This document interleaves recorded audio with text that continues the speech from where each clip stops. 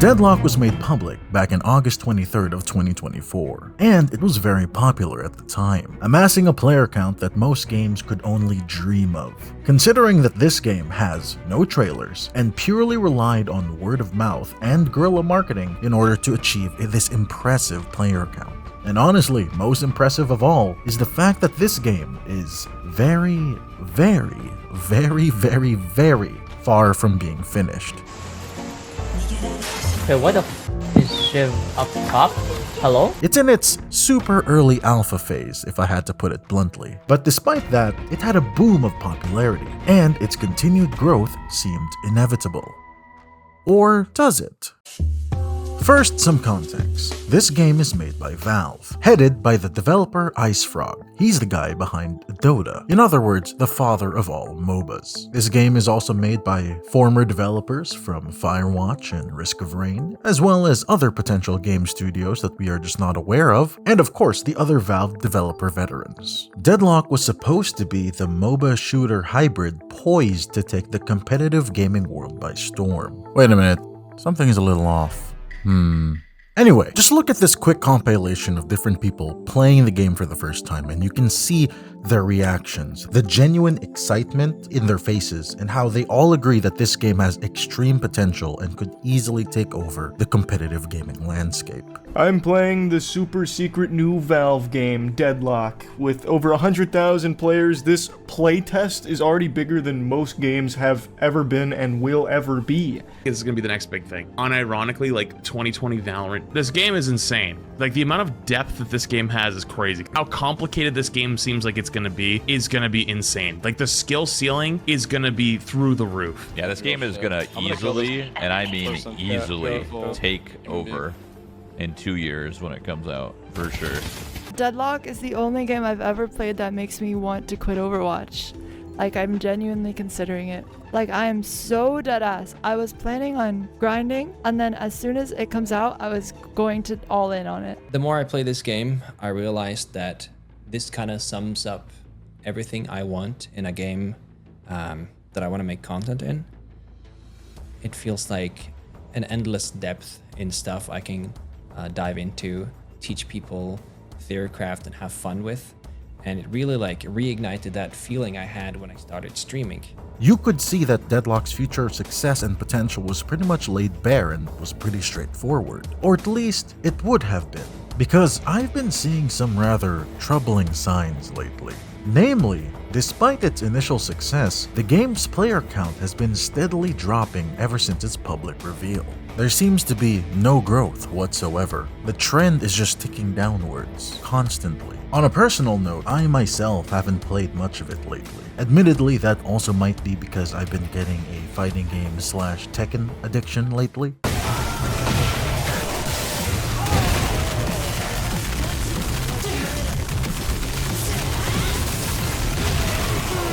But again, full disclosure, I have nothing against Deadlock. Personally, I think the game is getting better and better with each patch and update. And the overall backbone of the game is already solid as is. And of course, I'm a Valve fanboy. I'm obligated to love everything that they make. It's in my contract. I have no contract. But I feel like there's a lot of things that are preventing Deadlock from continuing its growth. Some internal and some external. And I want to find out what those factors are. So, join me, Internet Wanderer, as I dissect what Deadlock's problems are and whether or not the game can overcome them in the future. Because I want this game to succeed, and hopefully it can in the future. Get this stupid PNG out of here. That's the wrong PNG. What the hell? Hello, and welcome, Internet Wanderer. My name is Arganax. I make video reviews, essays, commentaries, and shorts. I hope you enjoy my content enough to do the YouTube thing, such as liking and subscribing. And special thanks to all the channel members to who I am extremely grateful for their support. Their contributions mean the world to me, and it helps keep the channel going. But enough of that. Let's get back to the topic at hand. So, let's get down to brass tacks. The player numbers. Deadlock has seen a substantial drop in its player count ever since its public reveal back in August. Just going over this graph and the numbers presented here, Deadlock, on a good day, can only really manage about 20% of what was once its peak player count. Sure, the occasional update or patch will spike that number by a couple thousand, maybe 10,000 if they're really lucky, but the overall trend is just continuing to slope downwards to a concerning degree. As a point of comparison, here's the graph showing Dota 2's player count for its first 6 months of existence. You can clearly see that the graph just kept going up and up and up. And if I zoomed out to see Dota 2's overall player count and graph, you can see that it kept going up, it reached a healthy average, and it remained at that average. Another good example is Counter-Strike Global Offensive, which later became Counter-Strike 2.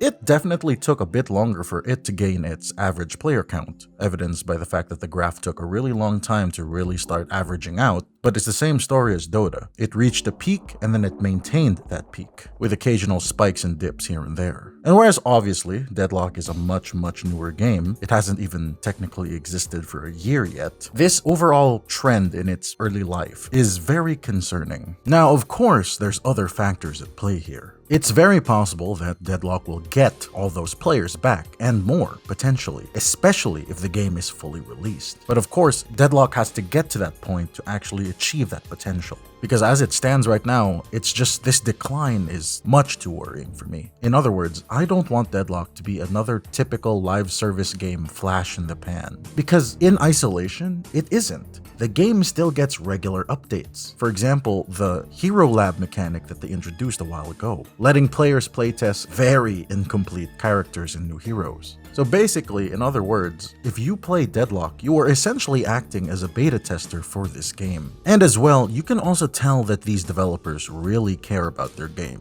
They know for a fact that most of the heroes and their player models are unfinished, very unfinished. And yet they still added holiday-themed skins for all the heroes, except you can only access them by doing certain achievements or doing a specific challenge. Now, this may seem like a small thing, but then again, you have to ask yourself, if the developers are still working on this very rough and very unfinished game, why did they go through the effort of giving them like these tiny Christmas skins? It's the little things that add up that show that they genuinely do care about the game. But I guess therein lies the problem. All of these neat updates and cool gameplay mechanics and map changes, etc., none of this really gets other players hype. And hype is very important for any new game trying to carve itself a dedicated player base, especially nowadays. It doesn't help that Deadlock is extremely rough and extremely unfinished. Hard to generate hype for a game that is probably a year and a half, maybe 2 years away from being complete, if ever. And an even bigger detriment is the fact that Valve, the company in charge of the game, is one of the most anti-hype gaming companies out there. These guys do no marketing. They don't do any advertisements whatsoever. I don't even remember the last time I saw an ad for any of their games. I'm not talking about trailers. They still do make trailers, but they don't do any brand deals. They don't do any collabs or sponsorships and stuff like that. They don't try to generate hype, at least not in the typical way. And for this game to become the next big esport, for this game to become another Counter-Strike, another Dota, it needs hype. Let's do an analogy here. Let's imagine that hype is an ammo for a gun. And most big games only have so much hype or ammo that they could use.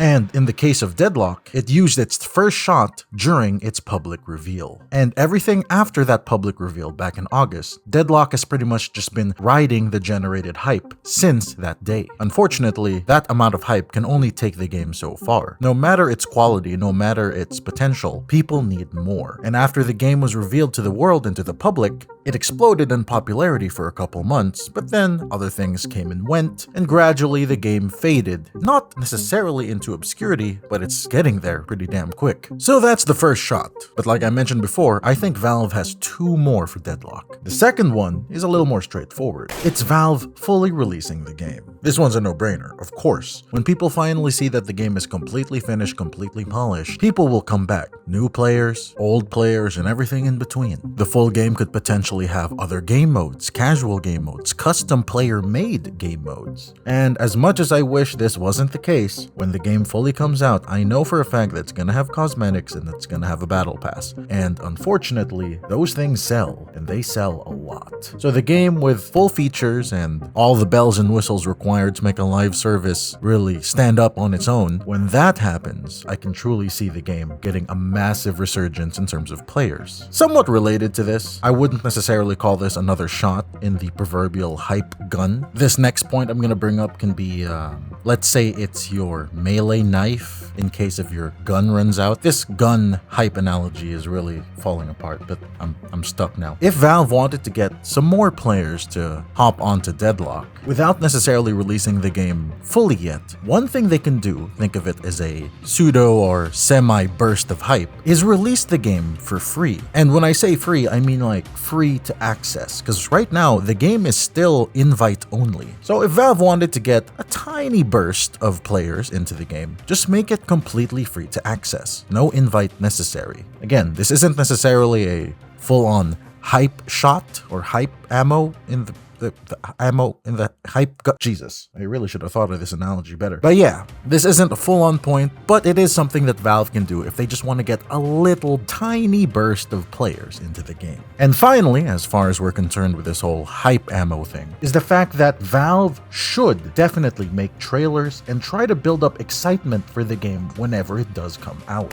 Similar to how Team Fortress 2 had the Meet the Team trailers, Valve can easily make trailers of similar quality for Deadlock. Now, all of this depends if Valve has the manpower for such an endeavor, but honestly, building up hype and interest in the game is the only way for people to get excited for Deadlock again, or at all, because despite how much I praised Deadlock in terms of its popularity at the time, Deadlock is still mostly unknown to the wider gaming world, and it's up to Valve to really make sure that this game can become well known. Because around the time of August, maybe a little before it, maybe a little after, the reason Deadlock took off the way that it did was that people were intrigued by the mystique and mystery about the game. Because back then, the game technically did not exist, and Valve had this pseudo NDA for the public, asking them not to discuss anything about the game. But now, the game is laid bare for everyone to see. And while the gameplay is, in my opinion, superb, in terms of features and polish, this game is so far from being complete. A couple more reasons why I think Deadlock did so well at the time was because, back then, Overwatch was at a particular low point. Which, let's be real, Overwatch 2 is always at its low point. Concord also came out roughly at the same time, and people were not happy with that either because nobody was playing it. So those two games basically wanted people to play another hero shooter. And of course, Deadlock was right there for them to try out. It also helps that it was a Valve game, and anything with this logo carries a lot of prestige. Deadlock also has the unfortunate situation of being in an era of gaming that is completely saturated with live service competitors. Nowadays, we have big AAA studios and even some AA studios trying to become the next big live service hit. Take your picks of which flavor of Battle Royale, FPS, MOBA, MMO, open worlds. Too many games now, and there's not enough player and gamer attention to go around. After all, people only have so much time to play games, and if they're gonna dedicate hundreds, maybe even thousands of hours to a specific game, they don't have the time to play 5, 6, 7, 10 live service games. There's only so many games that people can play nowadays and really sink their teeth into. And unfortunately, Deadlock, as far as the people who are aware of it and the wider gaming world are aware, they know that it's a good game, but they know it's a very unfinished game. And it comes from a company that they probably know will never even try to market or advertise the game. There's no trailer for it yet. Granted, I know the game is far from being released, but I genuinely hope that when the game is nearing that release date, Valve puts a lot of effort into the advertising campaign of this game because it needs it. 10 years ago, the market space for live service games was nowhere near as saturated, cluttered, or as competitive. I myself was an early beta tester for Dota 2. I played the game a solid year and a half before it got its full release back in 2013. And even then, Dota 2 had a lot more meat on its bones then than Deadlock does now. And just to bring this up, Dota had its first international tournament back in 2011, which was also the same year that the game was revealed to the public. And according to Steam charts, the overall player count only proceeded to raise higher and higher since that day. I think another good example is to look at Helldivers 2. And while Helldivers 2 and Deadlock don't necessarily share the same genre, I think they still fit a similar market space for gamers, that being breakout hit live service games that came out in 2024. Helldivers 2 dominated the gaming space earlier this year, and while Helldivers 2 was a complete game with a lot more studio support behind it, ignoring the whole Sony PlayStation account bullshit situation, Helldivers 2 technically has a bigger chance at getting a permanent foothold in the gaming zeitgeist, or in other words, cementing itself in the minds of gamers. And yet, Helldivers 2's player count doesn't necessarily seem to reflect this at all. I know that Helldivers just got a huge update, they made a whole announcement for it during the Game Awards, but after a while, it's gonna subside a little bit, as it always does. People are excited to play the game, and don't get me wrong, I enjoy Helldivers. I'm not trying to downplay Helldivers 2's achievements and accomplishments whatsoever. After all, these numbers are not the worst in the world. This isn't a Concord situation. I am never gonna stop making fun of that game. My point is, I think Helldivers 2, many years down the line, people and gamers will fondly remember it as a great game. But I fear that Helldiver 2's best days as a live service and in terms of pulling massive player numbers are past it now. And keep in mind, this is a game with trailers, marketing, they even have live actors showing up at the Game Awards. Attention citizens! Across the galaxy, the valiant Helldivers have fought to protect our way of life. But I am here with grave tidings. Managed democracy is imperiled like never before. Homes are being ravaged. Families are being abducted. And you could be next. This is a game that Sony knows is an icon. It's a gaming sweetheart, and yet its numbers are falling. Again, not counting for the spike of players because of the update, but I'm just talking about the overall trend. I also know that this game is on PlayStation and I can't see the player numbers for that, so I'm just going off what I have here on Steam. And again, I need to stress this because I know a lot of people are passionate about this game. I am too. I want it to succeed. But unless they can pump out updates like this consistently every month or every other month, I don't see it as a realistic outcome. After all, Arrowhead Studios is technically a AA studio. To put it as succinctly as possible, I think Helldivers 2 has used up all of its hype ammo. Updates might get a few spikes in players here and there, but I think its peak will remain that. It's not gonna break it anytime soon, if at all. So I suppose it's a double-edged sword for Deadlock, because if a game like Helldivers 2, with all of its great marketing and trailers, won't be able to sustain itself into the future, what chance does Deadlock have? But then again, technically, Deadlock hasn't even had its chance yet because the game hasn't released yet. Maybe as time passes and people continue to play other games, they will gradually forget about Deadlock. The game will continue to get developed. After all, Valve basically has an unlimited budget and they can fund this development basically as long as they need. Maybe, and this is me being very optimistic, years later, when most people have kind of forgotten about Deadlock, out of nowhere, imagine a Team Fortress 2 style trailer drops, but it's Deadlock. This grabs people's attention. Suddenly, there's eyes on Deadlock once again. It brings in new players, and then all the former players will be pleasantly surprised that the game is completely ready for a full release. And anybody who didn't get the chance to play the game the first time around finally gets to see the final polished product in all of its Valve quality glory. Is this me coping? Yes, absolutely. If I had to give a estimate or guess for whenever Deadlock's full release will be ready, I would say we are about a year and a half, maybe 2 years away for its full release. Could be more, it's Valve after all. Trying to guess what they do is just, it's impossible. It's just impossible. I'd sooner convert this entire channel into an ASMR channel before I can reliably predict what Valve is gonna try to do next. Which, by the way, if there's a market for that, let me know.